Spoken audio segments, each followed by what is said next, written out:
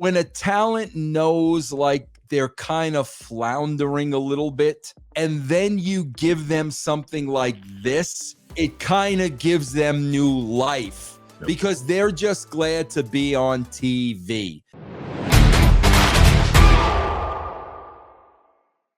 Man, look, we got a fun topic today that's we discussed, and it basically is stemming from the recent heel turn from Rhea Ripley that happened on Raw. It's quite telegraphed, and we talked about that on the Legion of Raw. But we were talking about that throughout the right after that, and we say, you know what, let's talk about people who would potentially benefit, because we've already came up to the agreement that Damian Priest being in the stable isn't really helping him at all. He's still kind of playing a lackey kind of role. When you were really big in writing and leading the, I'm still really big. You are, yes. Right. I was talking about a writer, but I mean, I cannot ignore the guns. I mean, come on now. It's absolutely amazing. There it is right there. I mean, just doing the cable crosses. I mean, it's incredible. All right, let's get back on track. All right, go ahead, Chris. Go ahead. It's hard to get back on track where you show the guns. It's hard to get back. I know.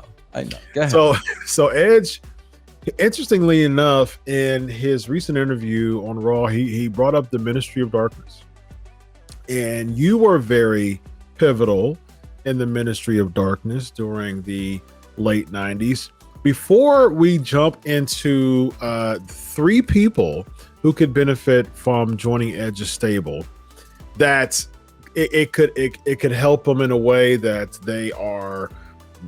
they need that boost, or they can spin off from it and kind of do their own thing.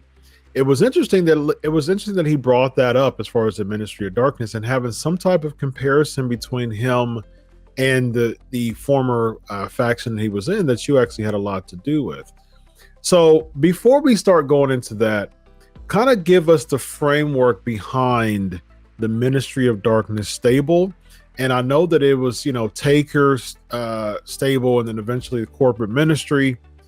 There were people, there were a lot of people who actually successfully spawned off who was a part of the ministry stable, namely the APA. Both of them end up being Hall of Famers. They were a part of, they were doing their own thing. As Farouk, that wasn't very popular, as far as Farouk Assad wearing the gladiator gimmick. And then you had Justin Hulk Bradshaw. But when you had JBL and Farouk, they end up being a team, end up being APA. And then both of them, interesting enough, had a singles Hall of Fame type of career. Simmons more before WWE than during WWE, but his team with JBL really added even more of a resume to have a Hall of Fame career.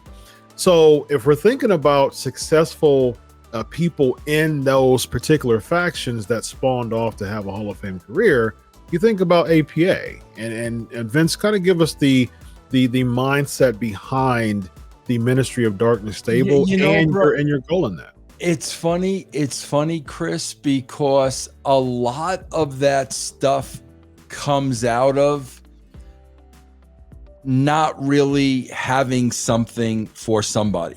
Mm-hmm. And bro, I'll tell you, the most famous one of all time, and it wasn't me, it was Bruce Pritchett. I remember Bruce Pritchett calling me in the office and laying this out for me and me kind of cocking my head. But at the time, they had nothing really for him.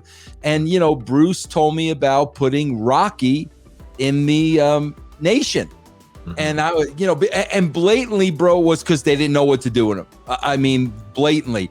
And same thing, bro, with, like you said, bro, JBL really wasn't doing anything. Ron Simmons, Midian at the time, like these guys really weren't doing anything.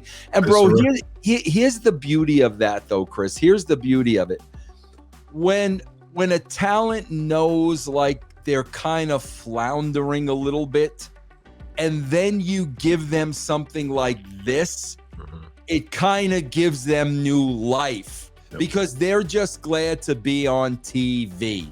So now, you got Simmons, you got JBL, and now they're rejuvenated because it's a brand new start.